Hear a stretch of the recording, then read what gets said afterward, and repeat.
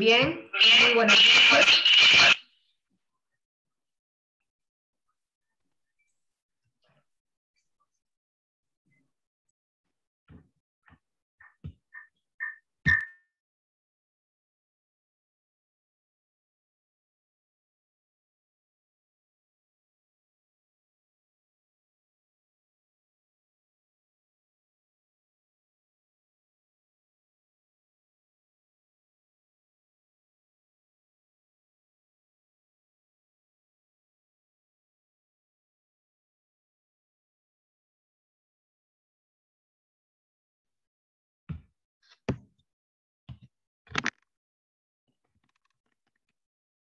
Bien, muy buenas noches, tengan todos ustedes, estimados participantes.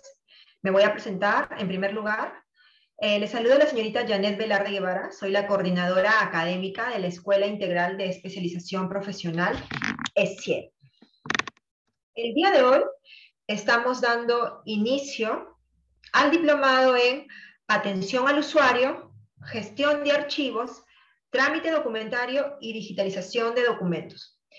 Quiero también hacer mención de que esta clase, esta primera sesión de este diplomado, se está transmitiendo a través de nuestras plataformas digitales como nuestro fanpage en Facebook, así que a todos los amigos de Facebook, muchas gracias por seguirnos y de todas maneras tener un mayor alcance en cada una de nuestras sesiones, en nuestros distintos diplomados. Bien, como les estaba diciendo, el día de hoy, 6 de septiembre, estamos iniciando con el diplomado en Atención al Usuario, Trámite Documentario, Digitalización de Documentos y Gestión de Archivos.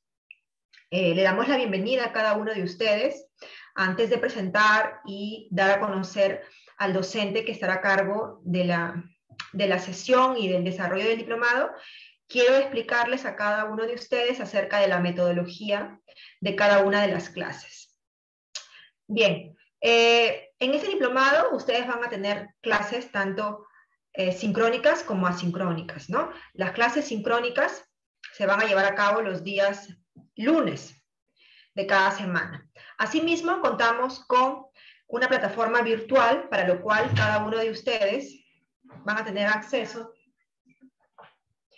Bien, reiterarles, ¿no? Antes de continuar con mi explicación acerca de la metodología, que las clases van a ser lunes y miércoles, ¿no? Estaba obviando el día miércoles.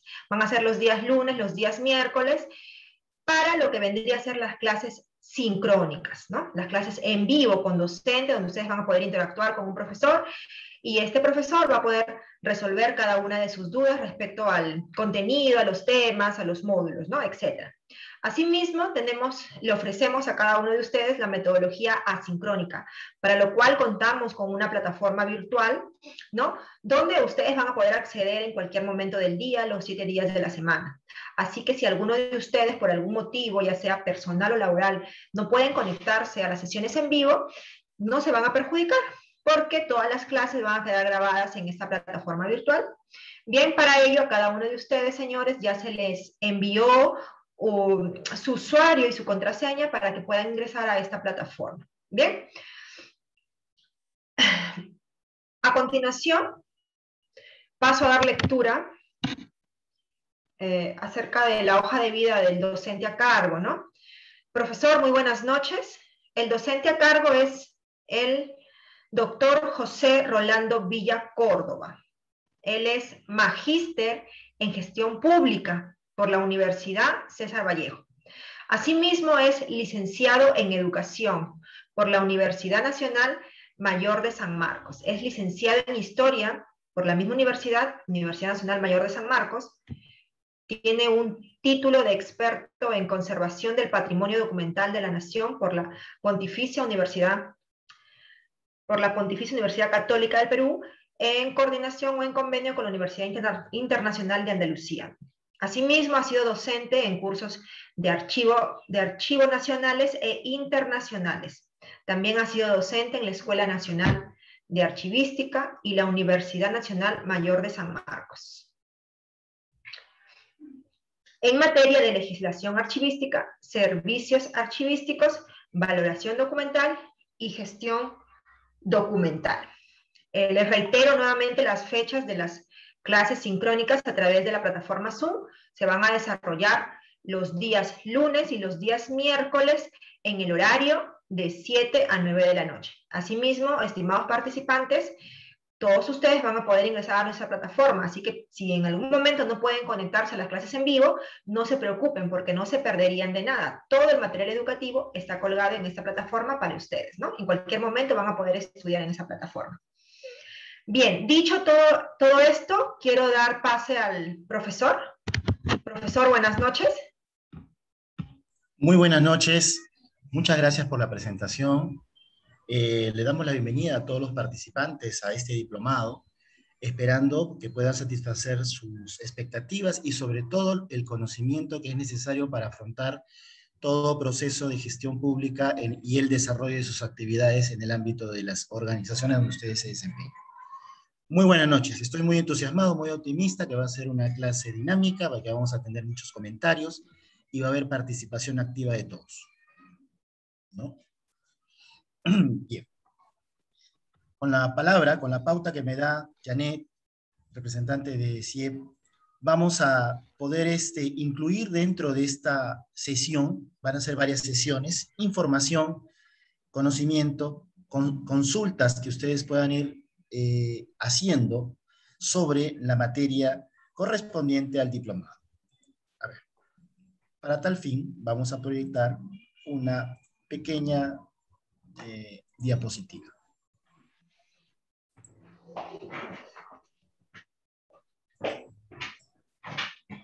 A ver. Ustedes me dicen si se ve, ¿no? Si no hay ningún problema. ¿No? Bueno, vamos a empezar entonces esta participación. A mí me gusta hacer las clases dinámicas, me gusta que todos participen, sobre todo porque las clases van a convertirse específicamente en su propia experiencia. Y vamos a desarrollar para tal fin distintos métodos de reforzamiento también de las clases que vamos a ir elaborando. Bien, el diplomado es un diplomado que en realidad comprende varios temas. El primer tema tiene que relacionarse con la atención al usuario, que es parte primordial del desarrollo de toda actividad en este llamado proceso de modernización de la gestión pública. ¿Qué significa un proceso de modernización de la gestión pública? Básicamente que la esencia o el enfoque ya no está dado en la necesidad exclusiva del trabajador o de la entidad, sino que nuestro enfoque ahora está en satisfacer las necesidades de nuestros ciudadanos, de los usuarios. Incluso el término usuario ahora es equiparable o equivalente al término cliente.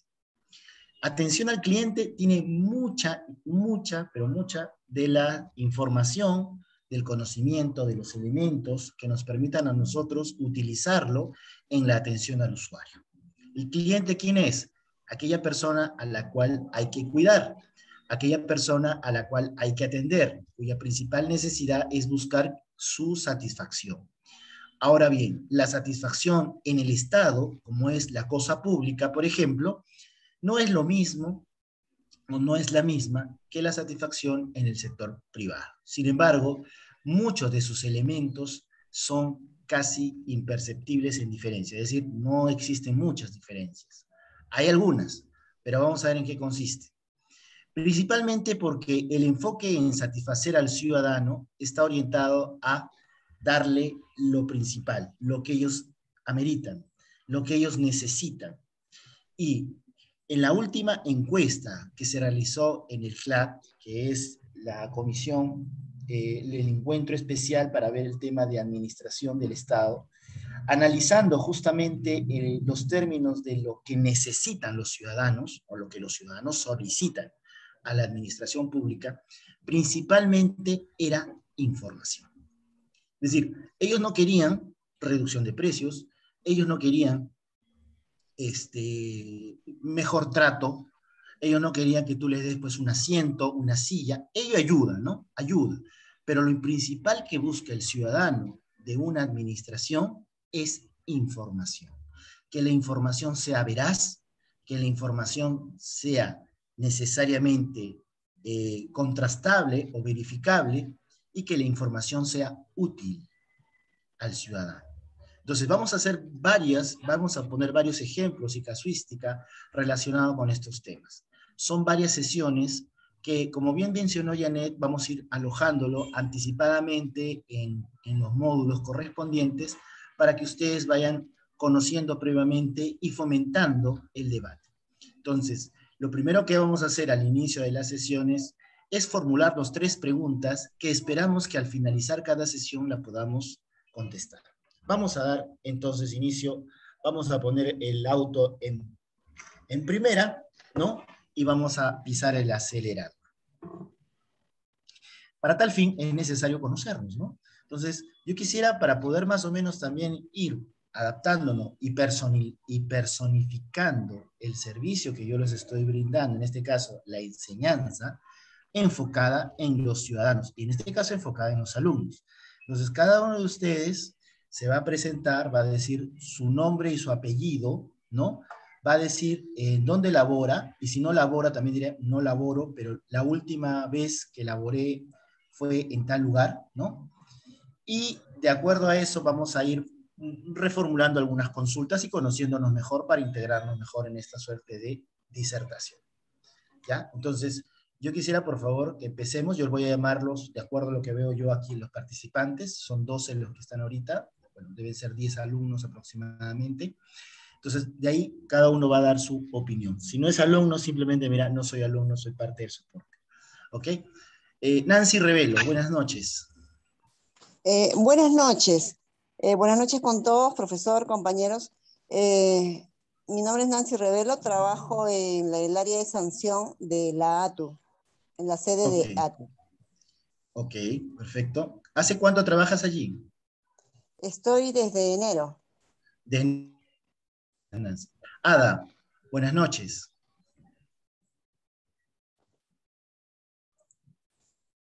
Ada, ¿te encuentras? Ya. Carlos Luna, buenas noches.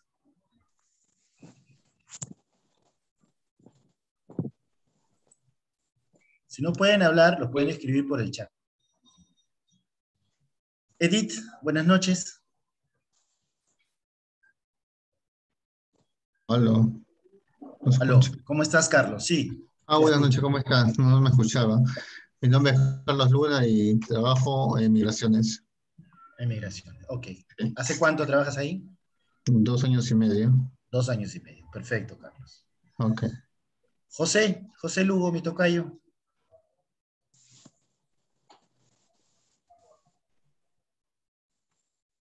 Ok. Joseph Ojeda.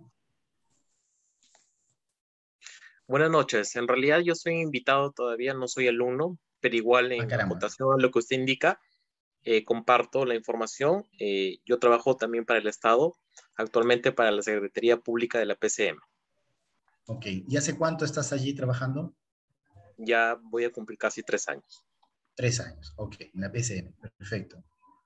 Siguiente, Lisette Barrera. Buenas noches con todos. Mi nombre es Lisette Barrera, trabajo en el Banco de la Nación. Banco de la Nación. ¿Y hace cuánto trabajas allí? 2 años. 2 años, perfecto. Y por último, Natalie.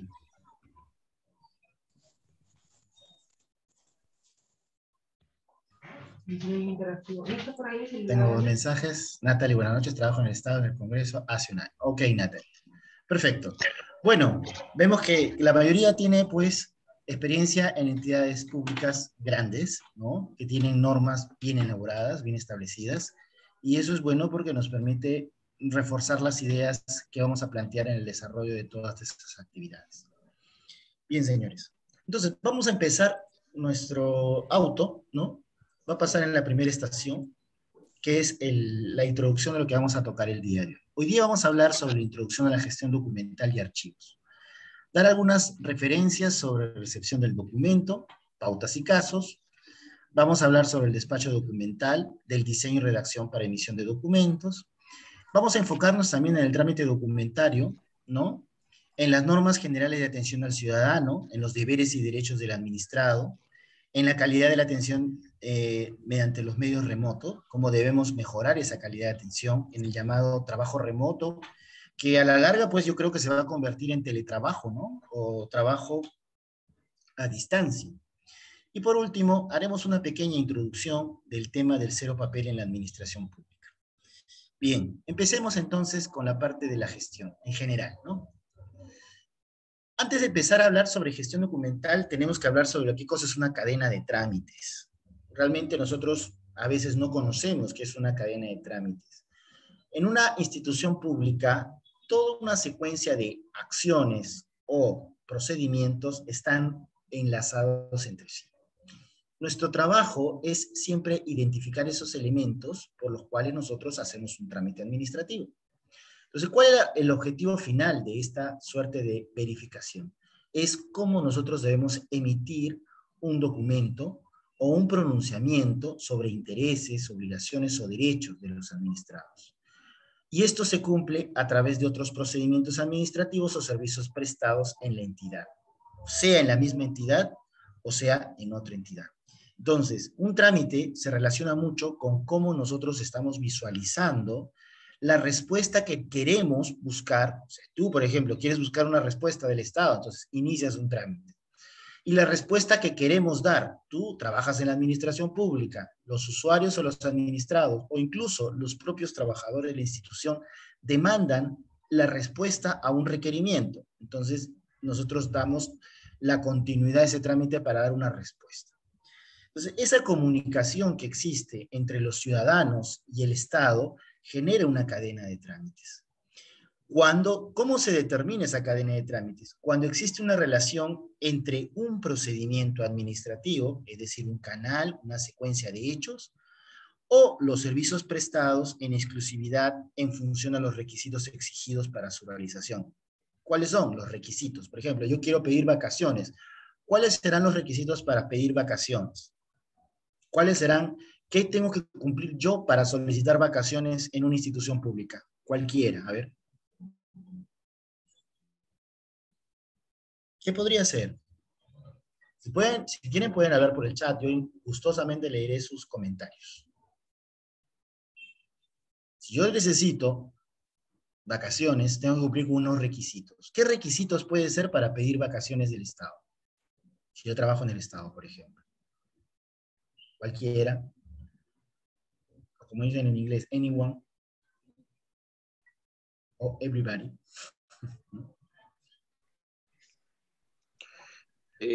Profesor, yo creo que depende del caso, ¿no? A ver, ¿cuál sería? Por ejemplo, una regla general es que puedo pedir mis vacaciones pues al cumplir un año, ¿no? De haber incorporado mis labores. Claro. Uno de los requisitos. Claro. Pero otro de ellos también puede haber casos muy especiales que puedo pedir unas vacaciones adelantadas y demás, ¿no? O sea, pero creo que en sentido estricto, creo que uno de ellos, por ejemplo, cumplir un año de haber ingresado a las labores. Así es. Tiene que haber el cumplimiento de un año de haber ingresado a las labores. Pero hay otro tema más. ¿Todos podemos pedir vacaciones si trabajamos para el Estado o no? ¿Quiénes pueden solicitar vacaciones?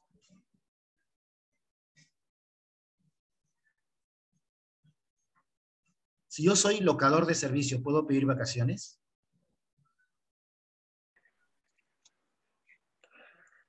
Yo considero que el tema de locación de servicios a la fecha es un tema muy particular, ¿no? Actualmente, podría pedir, por ejemplo, si yo estoy trabajando en locación de servicio, quiero pedir vacaciones y presento mi solicitud para pedir vacaciones. ¿El Estado está en la obligación de darme mis vacaciones? En realidad, uno de los requisitos para pedir vacaciones es trabajar para el Estado. Es un requisito. Es el primero. El segundo, el haber cumplido un año, ¿no? A partir de un año, haber trabajado para el Estado, ¿no? Entonces, ya hay dos requisitos para pedir vacaciones, ¿no? Primero, ser trabajador del Estado. En segundo lugar, haber cumplido un año como mínimo de trabajo permanente o de trabajo en la institución, ¿no? Entonces, eso me garantiza un derecho de solicitar vacaciones. Entonces, ese es un trámite que hay que hacer. Entonces, yo una vez que yo tengo los requisitos, cumplí un año, sí, entonces voy a pedir vacaciones. Oye, pero también tienes que ser trabajador de institución. Entonces, cumplo con esos dos requisitos. ¿No es cierto? ¿Correcto o no? Entonces, sí, Nancy, te escucho. Sí, profesor, en el caso de los locadores, ellos, yo no creo que puedan pedir vacaciones porque creo que su labor es como, el régimen para el que están trabajando es como tercerizado, porque ellos están con recibo de honorarios. Entonces ellos quizás no puedan pedir vacaciones. En realidad, en el ámbito del derecho, de los derechos laborales, algo que me ha enseñado la experiencia es que el derecho va a ir evolucionando. Por ejemplo, antes eran servicios por terceros, ¿no? No tenían derecho, lógicamente, a vacaciones de retribuciones. Estas personas, por el decreto legislativo 1057, los que trabajaron hasta el año 2008, pasaron inmediatamente a hacer régimen CAS, sin concurso público. Y muchos se quedaron ahí mucho tiempo, siendo un régimen especial CAS, antes de pasar a ser incluso a concursar por un aumento de salario o a concursar por un cambio de puesto de trabajo.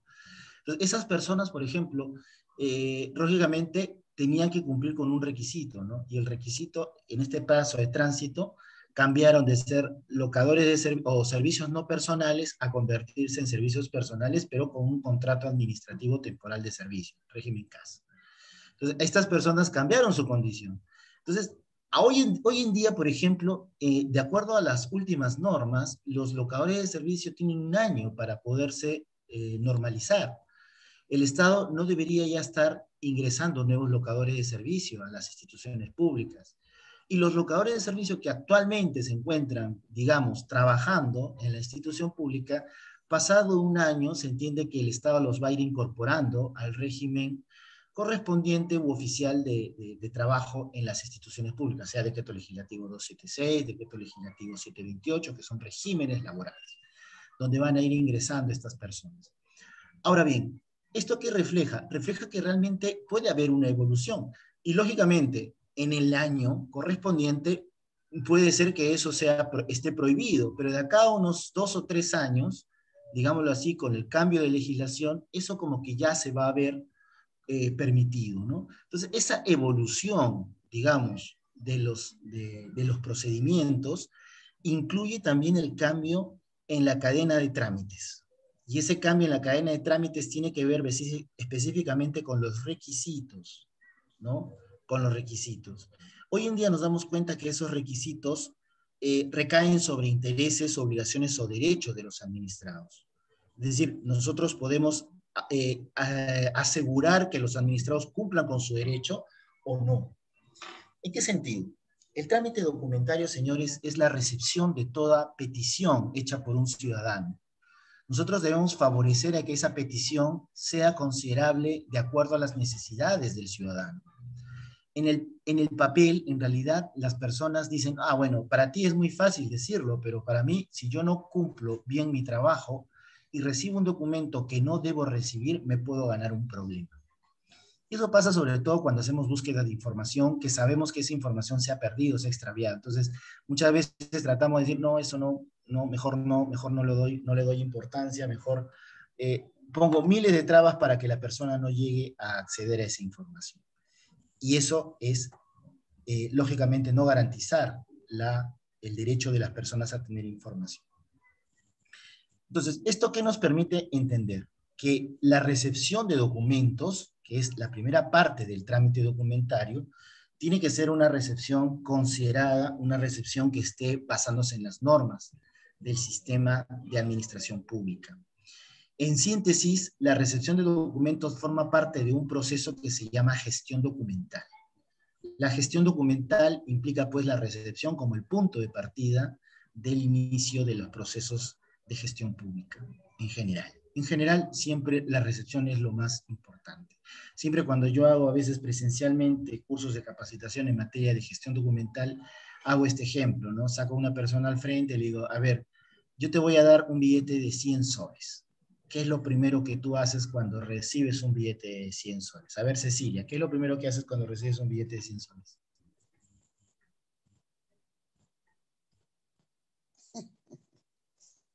¿Ah? Nancy, ¿qué cosa es lo primero que haces cuando recibes un billete de 100 soles? Primero lo palpo a ver si tiene relieve y si es Ya, si es palpar, ¿no es cierto? Palpar forma parte de un proceso de ¿qué? de verificación. Verificar. Lo primero que hago es la duda, ¿no? La duda, ¿no? Verificar. Tengo que verificar que esa información sea correcta. Imagínate, tú eres te hemos cambiado de trabajo, ahora eres la encargada de legajos y eres la encargada de escalafón en la institución. Y le pides a las personas, presenten ustedes una copia de su certificado del curso, del diplomado, ¿no? Tú recibes esos diplomados, esos diplomas, ¿no es cierto? Una copia. ¿Qué es lo primero que haces cuando recibes la copia? Bueno, verificar con el original, supongo. O ir a algún enlace donde puede estar registrado ese título o ese diploma. Eso forma parte de nuestra cultura. Y esa es nuestra cultura de la inseguridad. Por ejemplo, cuando yo viajé a España a seguir un curso sobre digitalización de información y llevé mi título profesional, ¿no? Que no está más que era una copia, una fotocopia de mi título profesional, y lo entregué, no me preguntaron nada. No me dijeron, oiga, ¿está seguro una fotocopia? ¿Tiene que estar refrendado? No. Era suficiente una fotocopia. Entonces, ¿cuál es el tema aquí? El tema es que nosotros vamos a ir desarrollando todos los requisitos, los hiperrequisitos en la recepción de los documentos en virtud a nuestra cultura de la inseguridad. ¿Qué cosa es nuestra cultura de la inseguridad? Es cómo nosotros vemos que está funcionando el aparato público. Si nosotros buscamos más desconfianza en los usuarios que brindan, a quienes les brindamos, lógicamente, servicios, los usuarios, lógicamente, lo primero que van a opinar es, ese es un mal servicio. Muy a pesar de que esté preestablecido en normas, ¿eh? Entonces, eso es lo que buscamos superar con el proceso de modernización de la gestión.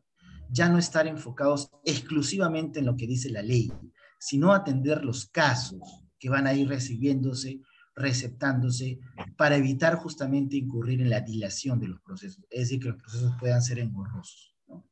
Entonces, la recepción es un aspecto importante en este proceso. ¿Qué cosa es una recepción de documentos? Es un conjunto de operaciones, como bien dijo Nancy, que sirve para verificar y controlar que una institución debe realizar para la admisión de los documentos que son remitidos por una persona natural o una persona jurídica. Entonces, este conjunto de operaciones de verificación y control nos permite a nosotros tener la distinción de qué cosa es lo que vamos a recibir en el control de recepción de documentos. En primer lugar, tenemos las comunicaciones oficiales, ¿no? Ahí son todos o aquellas comunicaciones recibidas o producidas en desarrollo de las funciones asignadas. Ello está legalmente establecido en una entidad. ¿Dónde vemos este tema de las funciones asignadas legalmente a una entidad? ¿En qué instrumento de gestión o en qué documento? ¿Dónde vemos nuestras funciones? Eso vamos a explicar. Nuestras funciones las vemos en un instrumento llamado Manual de Organización y Funciones y en un instrumento llamado Reglamento de Organización y Funciones. Entonces, nosotros, para poder garantizar que la recepción de las comunicaciones oficiales son las que corresponden, debemos tener a la mano nuestro manual o nuestro Reglamento de Organización y Funciones. Y debemos identificar, ¿no? Eso es parte de nuestra responsabilidad, cuáles son nuestras funciones como oficina, como área, como dependencia, como unidad de organización, ¿no? Entonces, tenemos que identificar cuáles son nuestras funciones en torno a esas necesidades. Entonces, con esa pregunta yo le diría a Fiorella Saavedra. Ante todo, Fiorella, buenas noches. No sé si te gustaría presentarte, dónde trabajas y desde hace cuánto tiempo en ese lugar.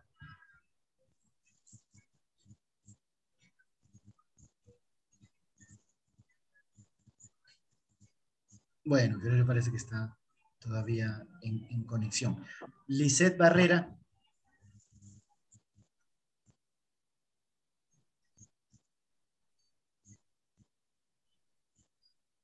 María Pío. Sí, buenas noches. Buenas noches, María. Igual, la misma pregunta. ¿Dónde trabaja? ¿Tu nombre? ¿Dónde trabajas? ¿Y desde hace cuánto tiempo en ese lugar? Bueno, buenas noches. Les saludo María Pío. Trabajo en mi banco como asesora, asesor de negocios, casi 2 años. Casi 2 años, ok. Entonces ahí viene la segunda pregunta. Como asesora, ¿conoce las funciones de tu área de asesoramiento o de asesoría? Sí, claro que sí. Ok. ¿En qué instrumentos se encuentran esas funciones? Lo que es la recepción de documento, en el momento de la verificación y evaluación del documento para ver si califica, se le solicita, bueno, los requisitos de si tiene casa propia, etcétera, ¿no? Y si cumple con eso, todo el perfil se le pide los documentos. Ah, ok. Hay un manual de operaciones entonces para ese fin. Sí. Ok. Entonces, como bien dice María Pío, corresponde a un documento que se llama manual de operación. Entonces, cada institución, de acuerdo a la naturaleza de la entidad, tendrá su instrumento de ubicación de funciones. Para los proyectos y los programas se llama manual de operaciones. Para las entidades públicas se llama reglamento de organización y funciones. Entonces, todo ello nos permite a nosotros identificar nuestras funciones. Y como ya lo vimos, las comunicaciones oficiales son las que están vinculadas al desarrollo exclusivo de nuestras funciones. Luego tenemos la correspondencia, que son todas las comunicaciones de carácter oficial o privado que llegan o se envían a una entidad pública o privada, y no todas generan trámites para las instituciones. Un ejemplo, llegó de repente una carta a su institución invitándolos a participar en este curso. De repente no llegó al área de recursos humanos para que ellos programen una capacitación en su institución, pero de repente fue dirigido a cada una de las oficinas, y una de las oficinas dijo, bueno, lo pasó a las personas que están ahí para los que quieran participar, y bueno, se inscribieron y participan en este diplomado, ¿no?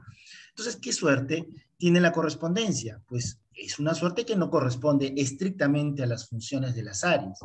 Entonces, la correspondencia son los documentos netamente de apoyo o de soporte informativo. Tienen ese rol, informar, donde nosotros tomamos conocimiento de una causa, de una razón, ¿no? Pero que no está vinculado estrictamente con nuestras funciones, ¿no? Ahora, una función también puede tener su correspondencia. Ejemplo, si tomamos el ejemplo de María, por ejemplo, María recibe un expediente donde está la información de un análisis para un préstamo, pónganse. Pero luego por ahí llega un documento, un correo electrónico, le diga a María, María, ¿sabes qué? No recibas más documentos el día 27 de julio, porque ese día no vamos a atender en los módulos tal. Entonces, ¿eso tiene que ver estrictamente con el proceso? ¿Es un requisito o no? ¿Tendrá que ver eso con el proceso? ¿Es un requisito formal para que se cumpla el proceso? ¿Qué piensan ustedes? Sí, es un requisito. Ahí están los requisitos, ¿no? Documentos donde se suspenden las actividades. ¿Dice eso en el documento? No, no es un requisito. Pero sí es un documento que puede incluso formar parte del expediente, si queremos formar un expediente. Pero ese documento realmente es un documento de carácter informativo. ¿Que tiene valor? Claro que tiene valor, porque con eso yo puedo probar que tomé conocimiento sobre un hecho, ¿no? Pero de repente no forma parte del trámite, de por sí el trámite ya preelaborado, preestablecido. Entonces se convierte en mi correspondencia, en una comunicación que yo tengo con las partes o entre partes para tomar acuerdos o para incluso derivar hechos, ¿no? Por ejemplo, ustedes quieren mandar el registro de asistencia de un curso, lo quieren mandar a la oficina de personal, lo mandan con un memorándum, ¿no? El memorándum dice, por medio del presente te envío la ficha del registro del personal, y se lo pasan a la oficina de recursos humanos, pónganse. Eso también es correspondencia, porque lo que a mí me importa es el registro, no tanto el documento que adjunta el registro, pero sí me importa el registro.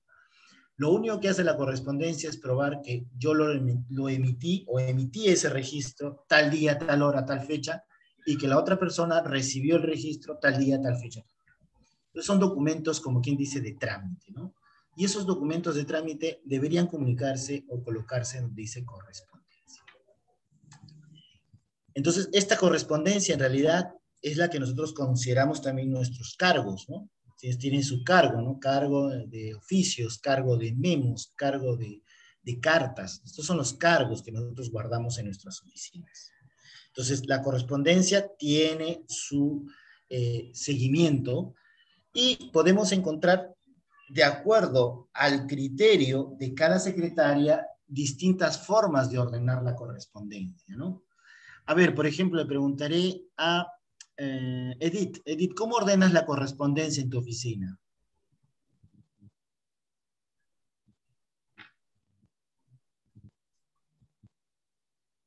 Bueno, parece que están un poco ocupados.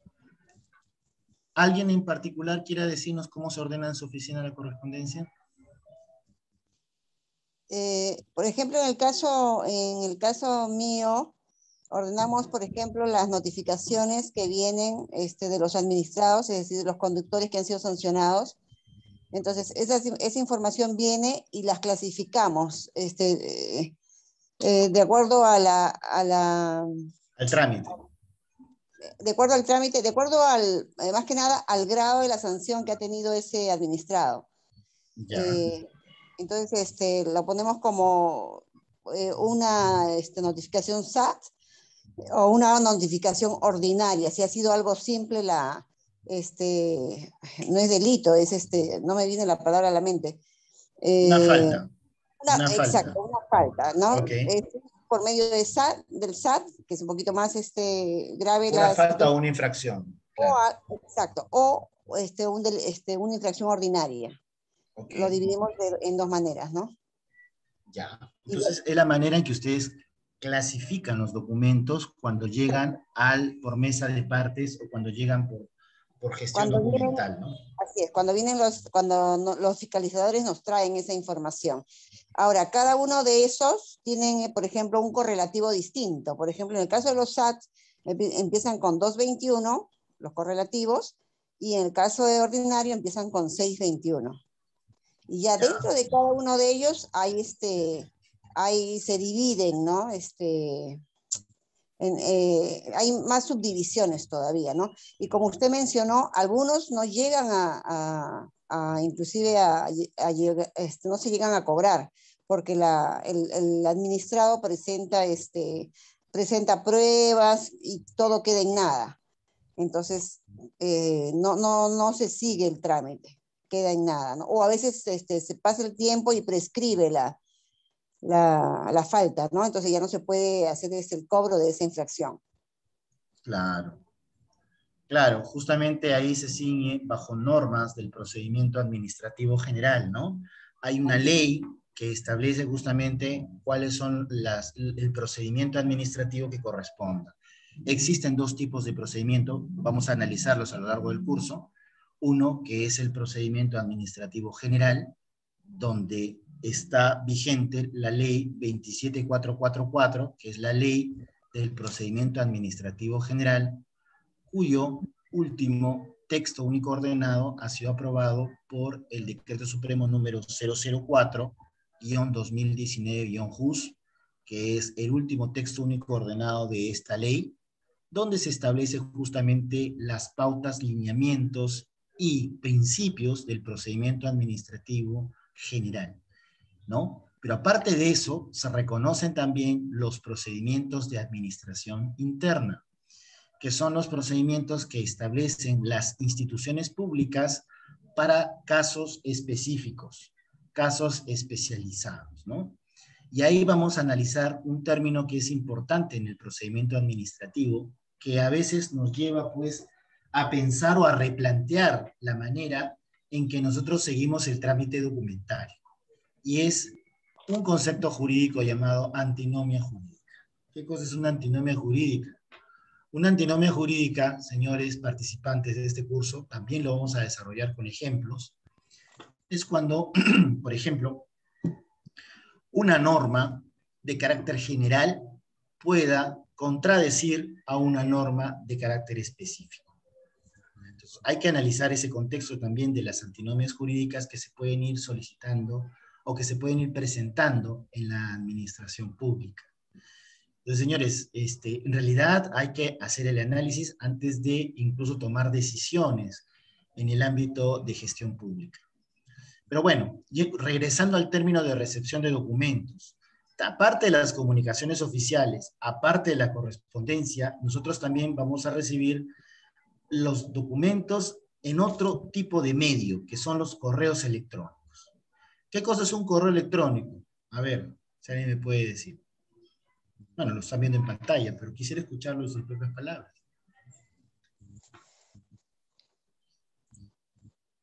Es un medio cibernético que sirve para que la comunicación sea más rápida, más fluida. Es un medio electrónico, claro, es un servicio de red para permitir a los usuarios enviar y recibir mensajes. Nosotros en los correos electrónicos lo que enviamos son mensajes. Alguno ha escuchado por ahí un profesor de administración pública que dice, el correo es un documento archivístico. Falso, los correos no son documentos de archivo, son medios donde nosotros enviamos mensajes. Los mensajes que se guardan en la bandeja de tu ordenador sí pueden constituir registros y como son registros, pueden tener elementos que puedan ser considerados como documentos archivísticos. Ahí sí, ¿no? Vamos a estudiar lo que son documentos archivísticos también en este diplomado, ¿no? Entonces, a los mensajes que se reciben por el correo electrónico se les llama mensajes electrónicos.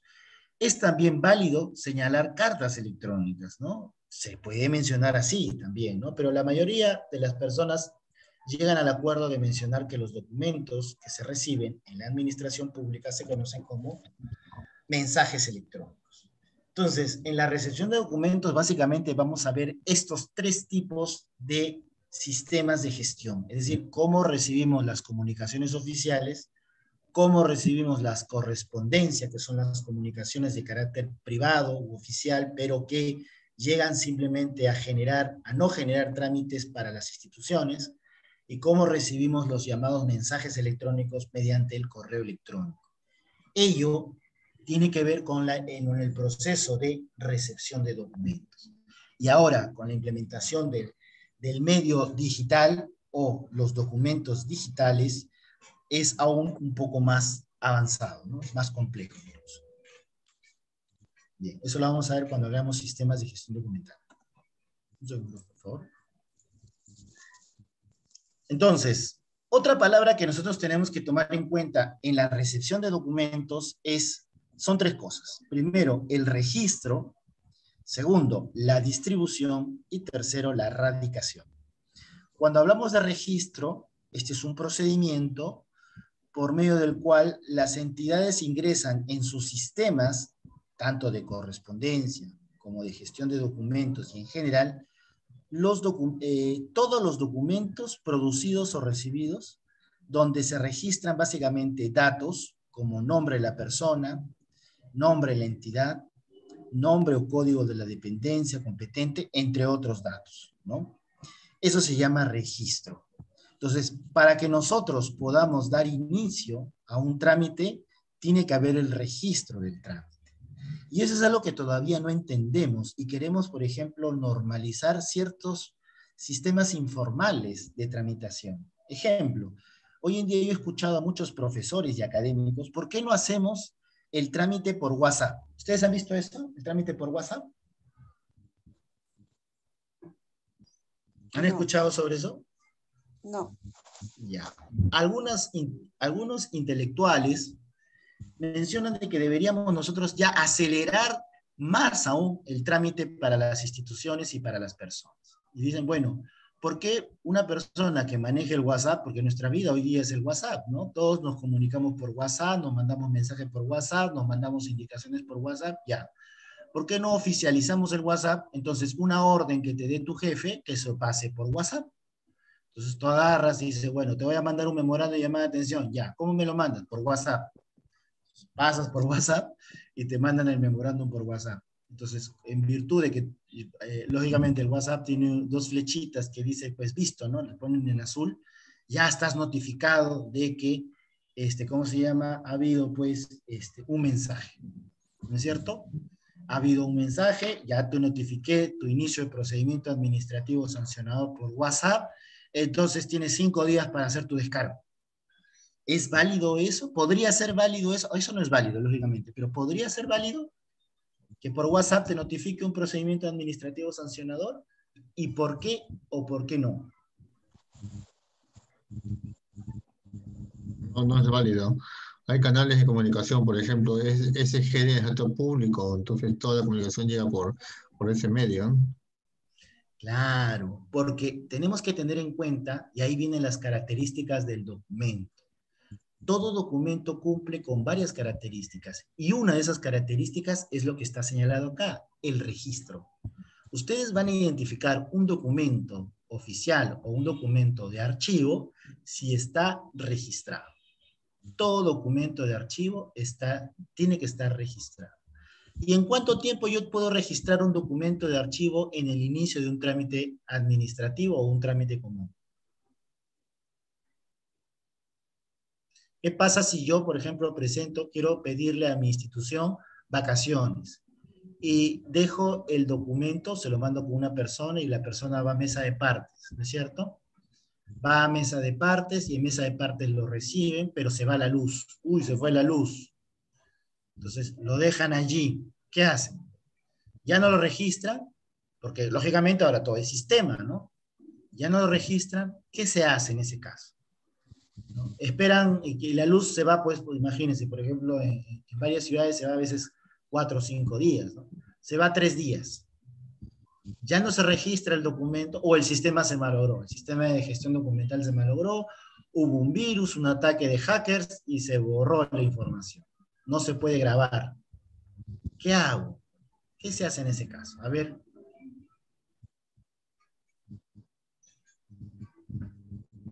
¿Alguien tiene alguna idea? Porque esto es importante para ustedes, ¿ah?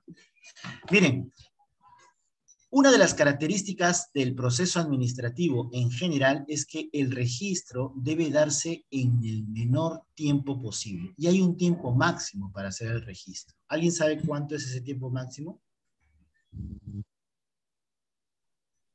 No. 24 horas, señores.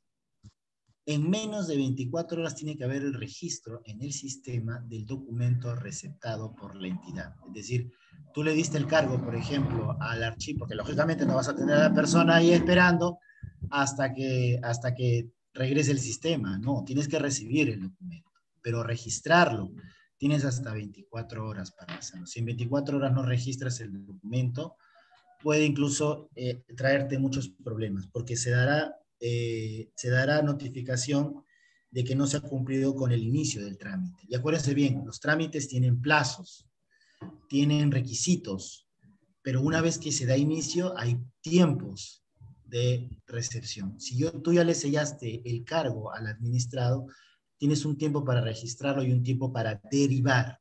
Se llama derivación del documento. Y no puede excederse las 24 horas en la mesa de partes o en la oficina de trámite correspondiente. ¿Correcto? Entonces, es muy importante que se cumple con este tema del registro.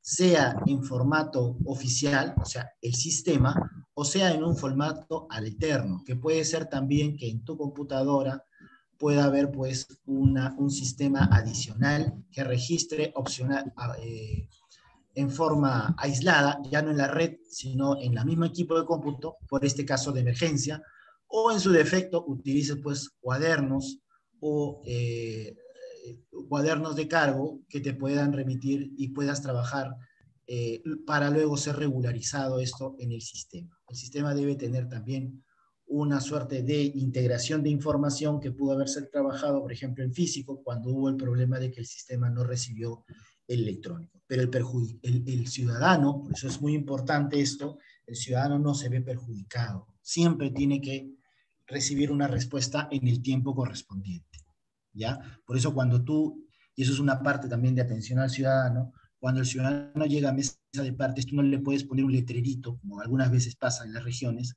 que diga, no atendemos el día de hoy porque estamos en capacitación. ¿A ustedes les ha pasado? Ustedes van a una institución pública, o ustedes mismos, ¿no? Vamos a capacitarnos, nos vamos todos al ministerio a capacitarnos. ¿Quién queda? No queda nadie, porque la verdad, ¿cómo se llama? Tenemos que capacitarnos todos. El ciudadano entenderá. ¿Ocurre eso? Sí, ha pasado, claro. Se ha pasado. Eso es una falta administrativa. Implica un procedimiento administrativo sancionador y una sanción. De acuerdo, por incumplimiento de las normas de atención al ciudadano. Por lo menos, el servicio se puede reducir, pero no cerrar. Pero no cerrar. Y hay varios casos, ¿no? Por ejemplo, otro caso, el Archivo Regional del Cusco funciona dentro de la Universidad San Antonio de Abad del Cusco. Entonces, si tú quieres ir a investigar ahí, tienes que pasar por la puerta principal de la universidad. Y luego de pasar por la puerta principal, llegas a un edificio que es la biblioteca, te vas al tercer piso, y ahí está el Archivo Regional del Cusco, que por cierto, no depende de la universidad, sino depende del gobierno regional del Cusco. Yo les digo, miren, qué curioso es esto. Cuando la universidad es tomada por los estudiantes toman la universidad. Como es lógico, tienen pues su mecanismo de control. El servicio, ¿ustedes qué creen? ¿El servicio continúa en el Archivo Regional del Cusco o no? Y es bien gracioso, porque llegas al Archivo Regional del Cusco, vienen a veces investigadores, porque hay documentos que son de la época colonial, vienen personas que llegan de Europa, de España, ¿no? Han pagado su pasaje, incluso han pedido permiso, les están pagando una beca y vienen a investigar ese archivo regional. Llegan a la universidad y está cerrada. Ves ahí varias sillas y bancas que tapan el ingreso a la universidad. Entonces no puedes ingresar a la universidad. ¿Y saben lo que hacen los investigadores? Como los trabajadores sí pueden ingresar, bueno, hay un acuerdo entre los trabajadores, como no son no son de la universidad, sino pasan porque son del gobierno regional, ellos sí pueden pasar. Pero los investigadores no. Supuestamente hay un cerrado para todo, ¿no? Miren este caso, tienen que darse la vuelta. A la espalda de la universidad hay un colegio, un centro educativo. Los investigadores tienen que llegar hasta el colegio, ponen una escalera de madera, se suben por la escalera de madera y trepan un muro de la universidad. Y luego van sigilosamente, sin que los alumnos lo vean, van al archivo regional, y en el archivo regional si las puertas están abiertas, cumplen con todo. Eso pasa en nuestra realidad. Entonces, eso justamente deviene pues en la mala atención o la mala ubicación también de las instituciones públicas. Las instituciones públicas deben estar en sitios de fácil acceso, no de difícil acceso, ¿no? Entonces, yo no podría poner, por ejemplo, una mesa de partes en el último piso del edificio Petroperú. Sería algo escandaloso, porque lógicamente no podría ir hasta el último piso para hacer un trámite que lo pueda hacer sin ingresar a la institución. Eso también tenemos que visualizar al momento de establecer justamente el inicio de nuestro trámite. Entonces, otro de los elementos, otro de los conceptos que también tenemos que tomar en cuenta cuando hacemos gestión documental son la distribución de documentos. Y estas actividades de distribución de documentos son tendientes a garantizar que los documentos lleguen a su destinatario, ¿no? Entonces, ahí nosotros tenemos que crearnos distintos elementos. Y hay muchas anécdotas, ¿no es cierto? Ustedes deben tener también sus anécdotas de cómo han hecho la distribución de sus documentos en la época de la pandemia. No sé, de repente Fiorella Saavedra tiene una anécdota de cómo ha hecho la distribución en la época de la pandemia, cómo han distribuido los documentos en la época de la pandemia.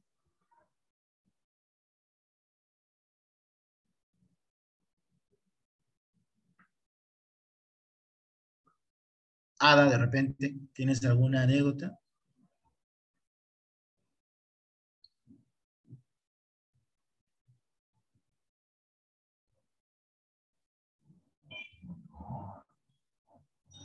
Bien, pues yo tengo algunas anécdotas sobre la distribución de documentos, ¿no? Algunas personas en la época de la pandemia, como no tenían bien focalizada pues el tema del ir a trabajar, algunos son personas de riesgo, lógicamente los documentos para poder ser distribuidos en el inicio de la pandemia se tenían que pasar en físico. Entonces salieron normas sobre la entrega de expedientes que tenían que llevarse a la casa de muchos trabajadores o muchos funcionarios públicos. que tenían que verificar esta información y luego devolverse a la entidad. Pues bien, estas normas no contemplaron, por ejemplo, lo que señala la Ley del Sistema Nacional de Archivos. La Ley del Sistema Nacional de Archivos establece, por ejemplo, que los documentos son intangibles y como tal no podrían salir de los archivos públicos a nivel nacional.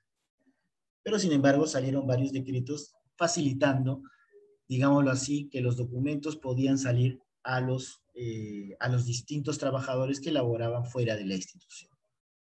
En realidad, si yo quisiera ser una persona muy sigilosa y muy respetuosa de las normas y estaría enfocada mi visión en torno a la norma y no en torno al ciudadano, haría un juicio pues a las instituciones públicas por incumplimiento de las normas, ¿no? O haría una denuncia por incumplimiento de las normas, ¿no?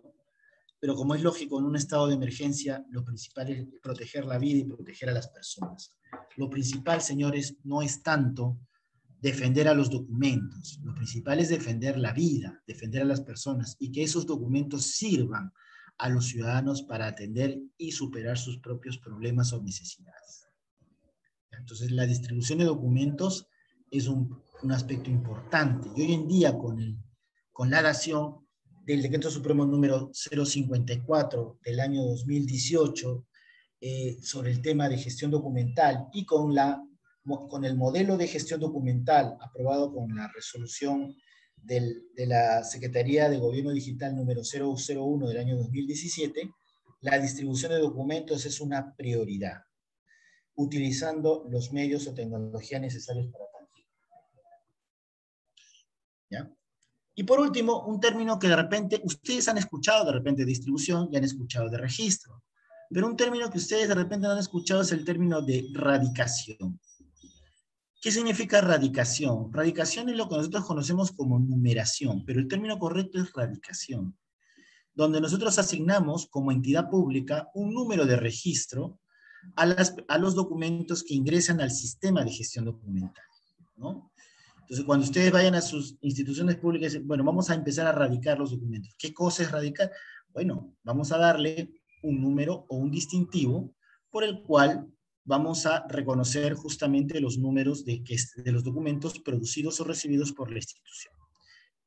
Y la radicación viene, por ejemplo, cuando tú te pones un sello de recibido y le pones, a veces, algunos selladores tienen números de recepción, ¿no? O cuando tú emites un documento y le colocas el número, ¿no? Número de informe 1, número de informe 2, informe 3, se llama radicación. Entonces, ahí también en la radicación dejamos constancia de la fecha y hora de recibo del documento, ¿no? La radicación, por ejemplo, de la fecha de documento es el sello de trámite, ¿no? El sello está ahí y ahí se ve la firma, la hora en que he recibido el documento. Y también cuando nosotros enviamos documentos, por ejemplo, si mandamos un correo electrónico, el cargo o el documento de la información que recibimos, ¿no? Ahí aparece la hora y la fecha en que ha sido recibido ese documento. O le mandamos eso por confirmar, ¿no? Confirmar la recepción. Y aparece un mensaje diciendo, se ha recibido este documento correspondiente. Entonces, ese número de esa secuencia se conoce como radicación. La numeración de estos documentos dentro de este trámite documentario que se va a generar en la institución. Pautas para la recepción. A ver, ¿qué pautas debemos tener para recibir documentos? ¿Alguien tiene alguna idea? ¿Cómo reciben documentos, por ejemplo, ustedes? Por ejemplo, Carlos Luna, ¿cómo recibe documentos? Ya hemos visto la verificación. ¿Qué más?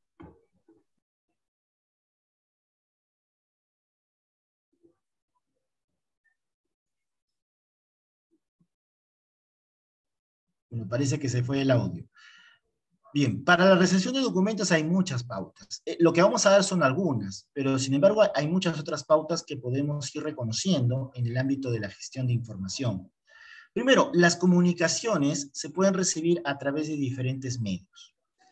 Puede ser a través de mensajería, puede ser el correo tradicional, puede ser el correo electrónico y cualquier otro medio que se desarrolle para tal fin. Siempre con los medios oficiales que habilite la entidad, ¿no es cierto? Entonces, los correos electrónicos deben registrarse o radicarse según sea el caso. el Estado peruano, con la dación ha dado una norma sobre el uso de la notificación electrónica, ¿no es cierto? En esta última norma, emitido este año sobre uso del trámite o notificación electrónica, ¿no?, menciona justamente cuáles son esos requisitos, ¿no?, que debe tener toda institución pública para generar una notificación electrónica, ¿no? Entonces, toda institución debe tener un protocolo de notificación electrónica. Y ese protocolo de notificación electrónica tiene que seguir la secuencia justamente de acuerdo a la directiva número 015/2008, ¿no?, sobre notificaciones electrónicas que ha elaborado el Poder Judicial. El Poder Judicial ha sido el primero que han tocado este tema de notificaciones electrónicas y ha gestionado para tal fin varios alcances, varios lineamientos de notificación electrónica. En primer lugar, toda entidad debe tener un domicilio legal. Y un domicilio legal puede ser un domicilio físico, es decir, una institución, una dirección física, ¿no? Por ejemplo, Avenida Paseo de la República, 2450, ¿no? Ese es un domicilio legal, donde las personas pueden ir a presentar documentos. En el mundo electrónico, el domicilio legal es la sede electrónica, es decir, donde nosotros encontramos ese portal institucional que represente a la entidad, ¿no? Entonces, todas las instituciones públicas tienen la obligación de tener un sitio o un domicilio o una sede electrónica, ¿no? Y todas las instituciones públicas tienen la obligación de notificar o de tener un registro de las personas que están tramitando justamente en torno a las notificaciones electrónicas, ¿ya?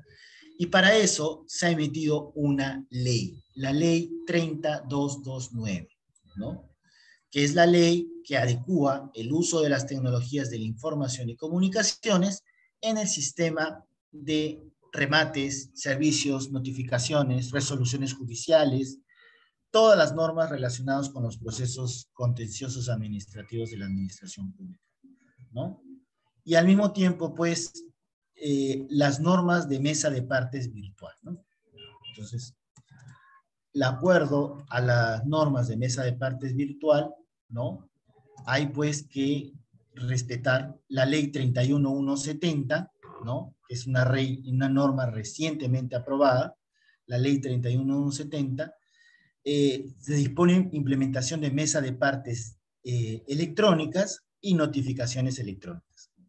Ahora bien, esta suerte de mesa de partes electrónicas, cuando están autenticadas por una autoridad, en este caso RENIEC, autentica que existe una identidad electrónica con una sede electrónica legal o autenticada, se conoce como mesa de partes digital. Entonces, acá el término digital, eso es muy importante, el término digital implica el reconocimiento legal del documento electrónico. ¿Correcto? O sea, entonces, cuando hablen, escuchen, mesa de partes digital, significa que esa mesa de partes está reconocida legalmente como documento electrónico autorizado. Pero si solamente es mesa de partes electrónica, es solamente la tecnología de tramitación, nada más. Pero cuando dicen mesa de partes digital, implica un reconocimiento y autenticidad dada por el Estado a esa mesa de partes electrónica. ¿Y qué es lo que da esa autenticidad? Que también lo vamos a ver en estos cursos. Es la firma. Es la firma del documento. Cuando el documento está firmado y esa firma tiene un certificado digital de por medio. ¿Qué significa eso? Que tú firmas electrónicamente tu documento, pero ese documento firmado electrónicamente tiene un componente o un certificado digital, ese documento ha sido validado como documento electrónico oficial. O sea, no se puede refutar ese documento. Vamos a explicarlo mejor cuando analicemos el término de firma electrónica. Pero bien, entonces, estábamos en el tema de que los correos electrónicos también tienen sus pautas para recepción, ¿no? Lo primero que tenemos que tener presente, por ejemplo, cuando recibimos un correo electrónico, es identificar la persona a la cual ha generado ese documento electrónico. Entonces, ¿qué están haciendo ahora las entidades públicas? Están funcionando a suerte de declaración jurada. ¿Cómo así? Todas las entidades públicas tienen un portal donde ingresas el trámite, el documento, el trámite, pero tú llenas tus datos como persona que está haciendo ese trámite. Y tú y solamente tú, con la información que manejas para verificar que eres la persona que está tramitando, vas a dar respuesta a la información que te está pidiendo el sistema. Por ejemplo, número de DNI, yo pongo mi número de DNI, ¿no? 10, ¿no? Inmediatamente, como ya el sistema está vinculado con RENIEC, es decir, RENIEC tiene la base de datos de todos los ciudadanos peruanos, me va a salir ahí la información que corresponde al ciudadano que está haciendo ese trámite. ¿Cómo es que yo lo voy a validar? Yo lo voy a validar porque voy a dar fe con otra información que no tiene ningún administrador, solamente el ciudadano, ¿no?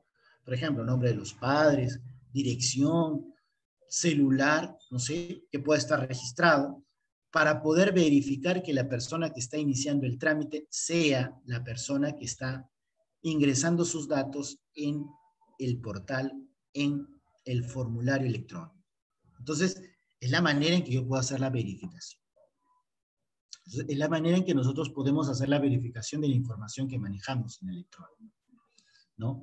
A ese proceso se le llama autentificación, ¿ya? O sea, vamos a hacer una autentificación digital, es decir, vamos a verificar quién es esa persona que está iniciando el trámite. Y a estas personas que inician los trámites, usualmente las entidades públicas deben darles un espacio en el portal institucional. ¿Cómo se llama este espacio? Un sitio donde pueda llegar allí a ese sitio de la institución una notificación. Eso se llama, un espacio se llama casilla electrónica. Entonces, todos los ciudadanos deben tener su casilla electrónica, ¿no? Cuando inicias un trámite ante una institución pública, ¿ya? Entonces, todos los que queremos iniciar, por ejemplo, quiero iniciar un trámite en el Ministerio de Educación, entro a la página web del Ministerio de Educación, autentico mis datos, es decir, veo quién soy, cuáles son mis características, y inicio el trámite. Y entonces se hace un proceso de autenticación. Entonces, eso es la parte importante para la recepción de documentos. Ahora bien, cuando una comunicación no está firmada ni presente el nombre del responsable o responsable de su contenido, se considera esta información como anónima, ¿no? Y, lógicamente, no se debe erradicar esta información. Toda entidad pública debe tener una oficina encargada de recibir esta información y hacer simplemente el archivo de esta información. Y normas claras para decir que este documento, pues, no tiene remitente. Entonces, una de las características para la recepción de documentos es conocer al remitente. Nosotros no podemos empezar un trámite si no conocemos quién ha enviado esta información. Y ustedes dirán, profesor, ¿y una denuncia anónima? ¿No? Ese no es un trámite de administración general. Es un trámite específico dado por normas específicas de denuncias que están establecidas bajo la Contraloría General de la República, una instancia, bajo la Fiscalía, otra instancia, o bajo el Poder Judicial, otra instancia. Ya son normas específicas, no son normas generales. Ahí sí es un caso específico, ¿ya? Pero en el caso del trámite general, sí tiene que haber identificación de la persona. Otro aspecto importante es la verificación de los documentos, lo que mencionaba, ¿no? Si te doy un documento de 20 soles, ¿qué es lo primero que vas a revisar? ¿Qué es lo que revisarías? A ver, Nancy, ¿qué revisarías?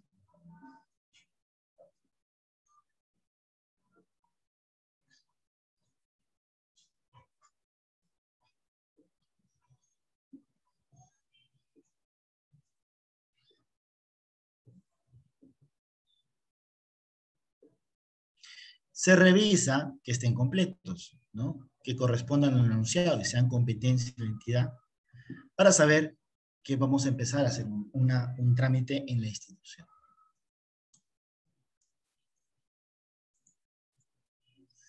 Entonces, todo sistema de gestión documental tiene que estar también enfocado en la atención al ciudadano. Y una buena atención a la ciudadanía comprende prestar servicios de calidad e interiorizar que todas las acciones o inacciones de la entidad a lo largo del ciclo de la gestión impactan en el servicio final. Entonces, nuestro enfoque de atención al ciudadano es un enfoque por demanda. Estado es cuando el Estado está orientado a las necesidades de la ciudadanía. Entonces, acá tenemos que tener en cuenta que debemos superar la ley y el poder o monopolio del Estado para centrarnos en los servicios que nosotros brindamos a la ciudadanía. Siempre existe por eso un vínculo de manera directa con la ciudadanía cuando hacemos un enfoque de atención al ciudadano por demanda.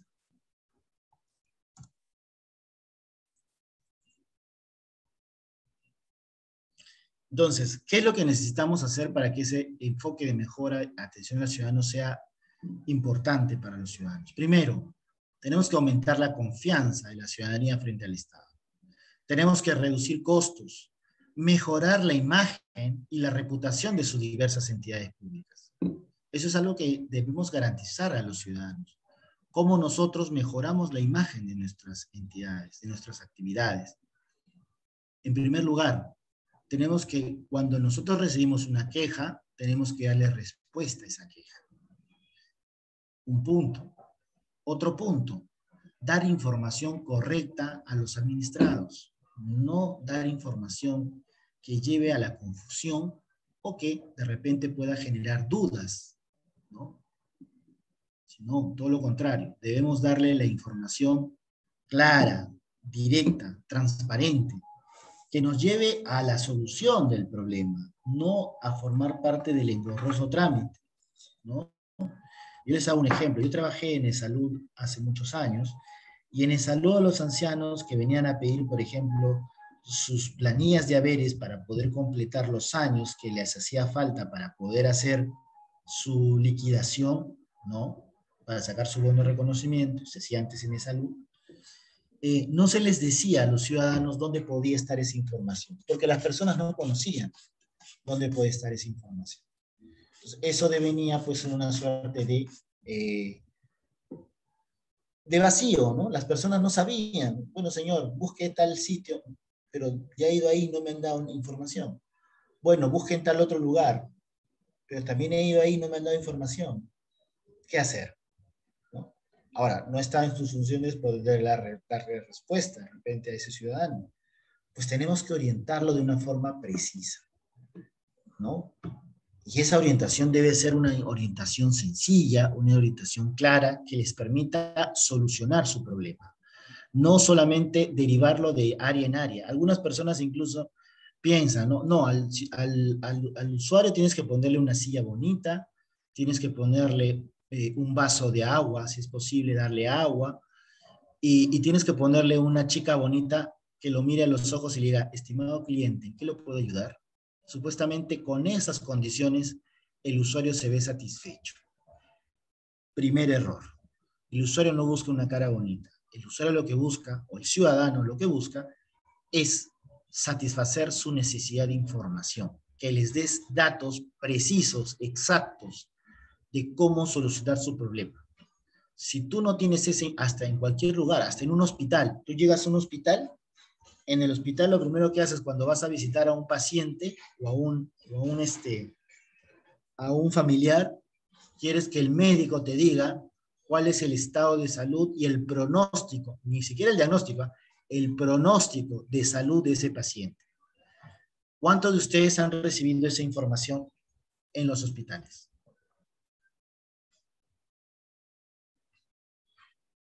¿Ninguno?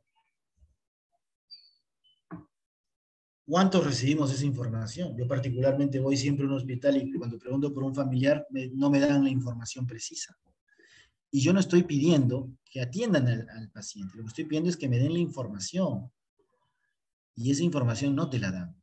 No te dan la información, por ejemplo, cuál es el estado de salud del paciente, su temperatura, saber si la persona está tosiendo o no está tosiendo, si está mejorando o está empeorando. Esa información no te la dan.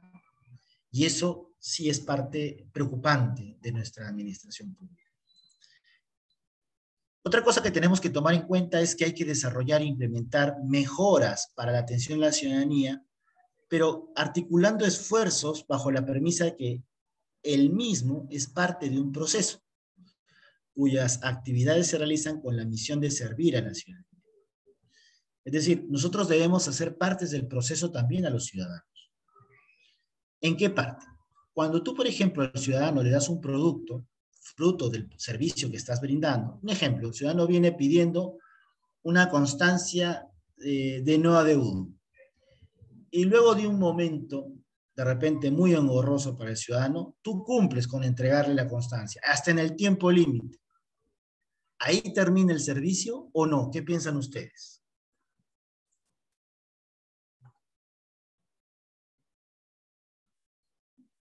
Señores, el servicio no termina cuando el ciudadano recibe lo que vino a pedir.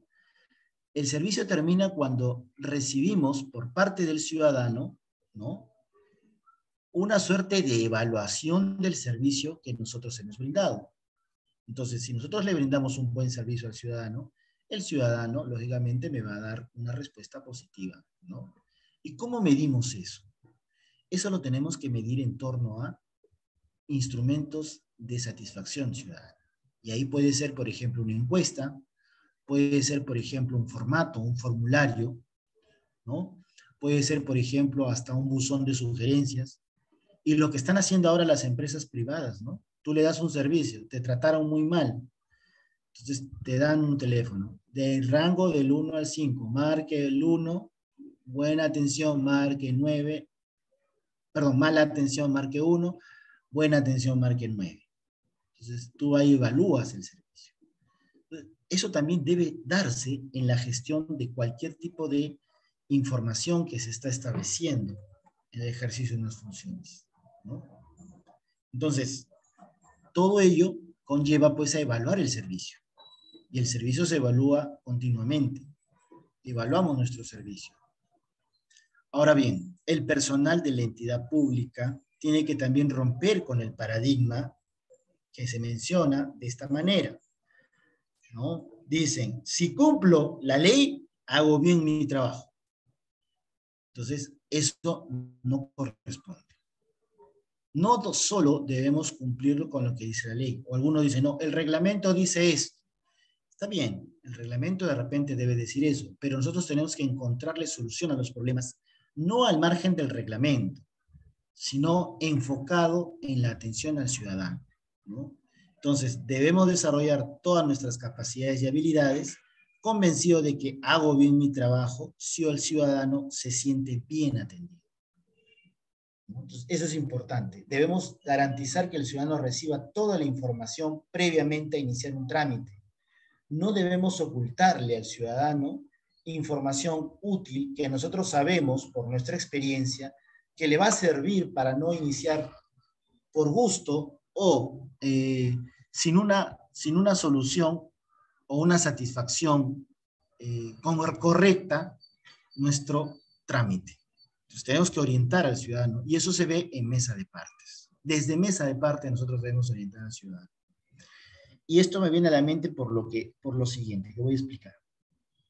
Cuando nosotros presentamos expedientes y los recibimos en mesa de partes, debemos también tener un tiempo o un personal dedicado a orientar cómo debe estar conformado el expediente, ¿no? Pero también ver los mecanismos de vicios ocultos que pueden estar suscitándose en el expediente. Por ejemplo, el documento le falta una firma, ¿no? ¿Qué solución le podemos dar? Eso debe estar establecido en el reglamento. Por ejemplo, al documento le falta de repente una coma, un punto, o el pago de una tasa. ¿Qué solución podemos dar ante la ausencia de una coma, un punto, o el pago de una tasa? No, que presenté el documento, pero como fue extemporáneo, ese documento no se puede recibir.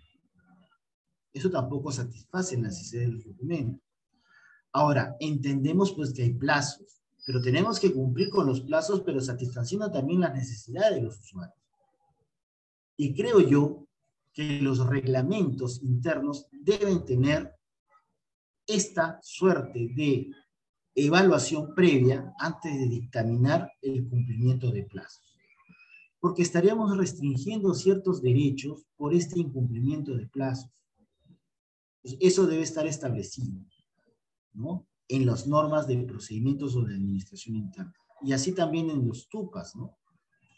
Los plazos definidos, pero con anticipación las notificaciones, con mucho tiempo de notificación. Entonces, esos son partes también de ese cambio de paradigma de las instituciones. Este cambio de paradigma también nos menciona o nos solicita la implementación de buenas prácticas de atención a la ciudadanía. ¿Qué cosa es una buena práctica? Una buena práctica es un procedimiento que nos lleva a satisfacer necesidades con calidad.